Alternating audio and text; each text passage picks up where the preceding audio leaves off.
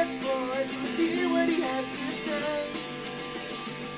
His name is NetsBoy, he thinks the world is all over when the Nets just can't play. What up, Net fans? NetsBoy here, bringing you the latest in your Brooklyn Nets news. Wow, well, it's been a while since my last NetsBoy episode. I said I was going to wait until after the NBA Finals, and what a crazy finals it was. Congrats to the Cleveland Cavaliers for coming back down 3-1 to the supposedly best team in the history of the NBA, Golden State Warriors, and winning its first championship in like over 40 years. It's fantastic. I mean, what a great series. I was rooting for the Warriors, personally, but I can't help but be slightly impressed and happy for the city of Cleveland. And, you know, and LeBron James just accomplishing what he was always supposed to do, which was bring a championship to Cleveland. So that was pretty neat. How it went down was pretty neat.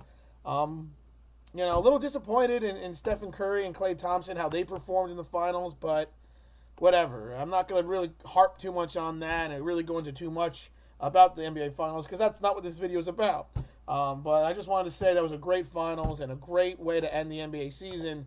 But now it's time to get back to business if you're the Brooklyn Nets. So some news about before we go into the NBA draft, which is what this video is about, is Shane Larkin, Thomas Robinson, both opted out of their contracts. I think other people have opted out as well. I'm not sure. I haven't yet heard if the Nets have picked up Jared Jack's option yet, but I do know that Larkin and Thomas Robinson have opted out, which is, in my opinion, good because the Nets now have more cap space to go after free agents.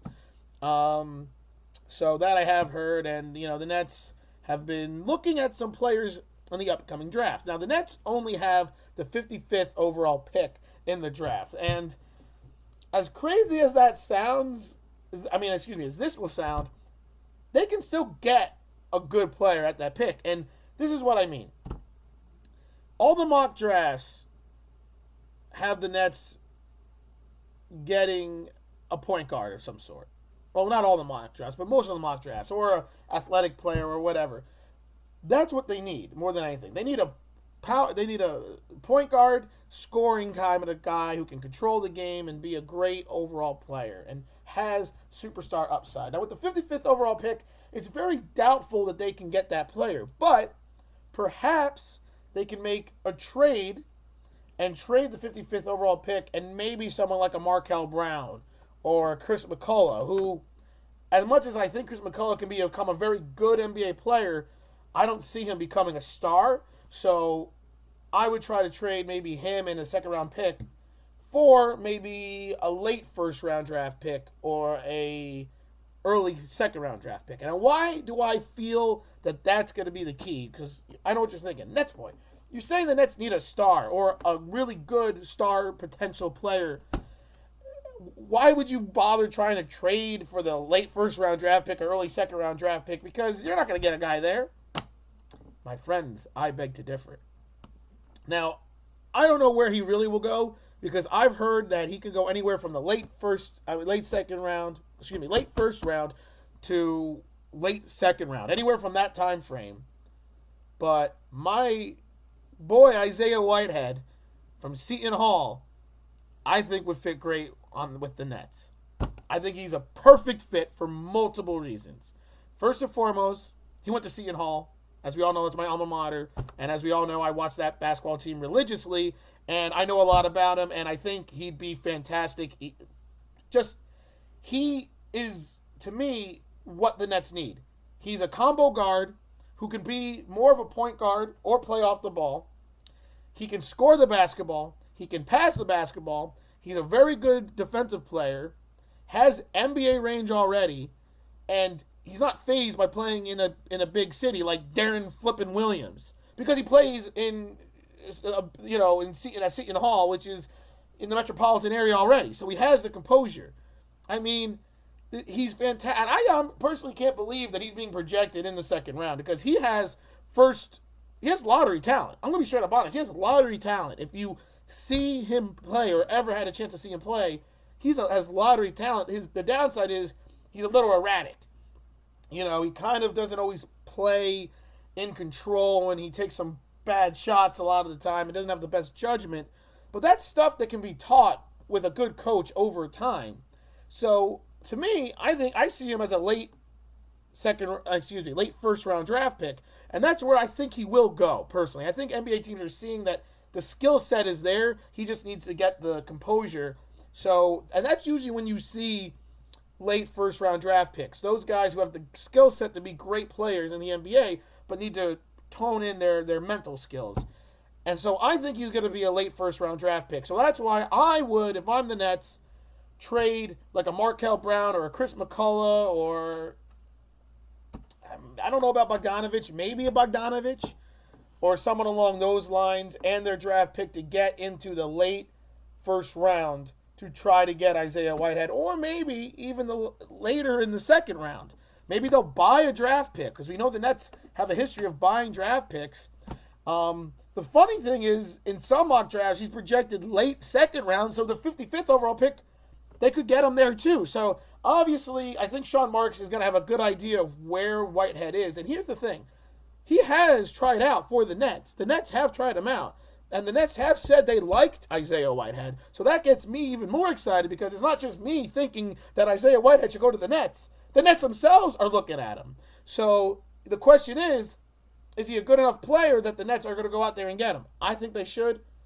I think if you're going to go and get any player who has, in my opinion, is getting very underlooked in the NBA draft, it's him. He has the skill set to be I don't want to say star player, but a really good player in the NBA. And he could be a star player because he has that type of skill set, And I'm going to post underneath a link to a highlights of that was put together of his 2015-2016 season.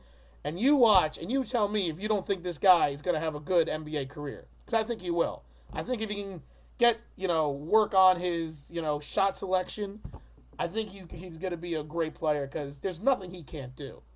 And so if I'm the Nets, I'm drafting Whitehead. Another reason why I want to draft Whitehead, he plays really well in the pick and roll. Like that was what Seton Hall did a lot of pick and roll plays. And Brook Lopez, who the Nets have said they're going to keep, at least for now, he really plays well as well in the pick and roll.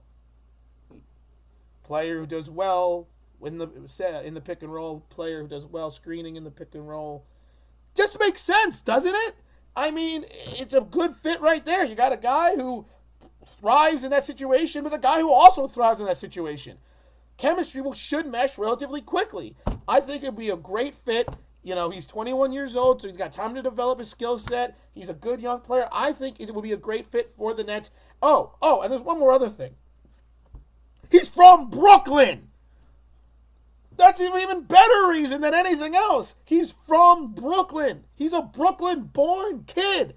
Why would you not draft a guy from Brooklyn to play for the Brooklyn Nets when he's even said it would be a dream come true to play at home? He said that in an interview. Come on now, let's make this happen. I would love it. I would love it being a Seton Hall fan and a Nets fan to see him on one of the best players at Seton Hall last season to play for the Nets. I think it'd be great.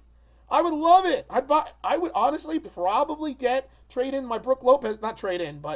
swap my Brook Lopez jersey that I wear for an Isaiah Whitehead jersey, if that's what happens. You'll probably see the next NetsBoy next season wearing that because I think it'll be great. I think he has a chance to be a good player with the Nets, and I think he fit well with the Nets, and I think the Nets should do everything they possibly can to get him. I know they have the 55th overall pick, but you got to make some trades and maybe trade some players. And point is, I really kind of feel like he would fit well. Now, there's other players in the draft, like Gary Payton, the second or third. Is it third? I don't remember. Gary Payton the second, and Tyler Ennis, and all those type of players. They're also good players. I think the Nets should get. There is a chance they might just not make any moves and just take the 55th overall pick and get a European player and stash him, because that's kind of been something that Sean Marks has hinted at he will do.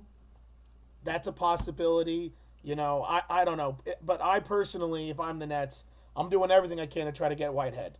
I would find out exactly when he's projected to go. And if he's projected to go late first round draft pick, I'm thinking about a way to package up a player or two to get into the late first round with a team like the Celtics, who have 1,000,001 picks, who you could go and say, okay, I'll give you Chris McCullough and my 2000 and the 55th overall pick to get in there, because I think it'll work. I think it'll be great, and I'll be super, super excited if it does happen. And if it doesn't happen, whatever, we'll see. The NBA draft is always crazy. It's always interesting to see who's going to go where and who's going to drop and who's going to get what team and what trades are going to happen. I mean, I would just be excited if that happened. The Knicks are another team that actually have talked to Isaiah Whitehead and are also very interested in him. But they don't have a draft pick at all in this draft. But they have more assets than the Nets to trade for it. So he also tried out, I think, with the Milwaukee Bucks and I think the Kings. I don't remember all the teams he tried out for. But either way, it'll be cool to see where he goes to, being a Seton Hall fan. And in a perfect world, he'll go to the Nets. And so we'll see what happens. So that's that. My next NetsBoy episode will be after the draft, in which I'll probably talk about the draft, or at least if the Nets did anything in the draft, and also then go into what I would hope the Nets do moving forward through the free agency and some of the players I think they should get, and so on and so forth. So until then, check out the link below of all the highlights of Isaiah Whitehead if you have not seen him play, and you'll be like, dang, this guy is good. And comment. Let me know what you think. Tell me if you think the Nets should get Whitehead. Tell me who you think they should try to get. Yeah. Until then, this is NetsBoy signing off.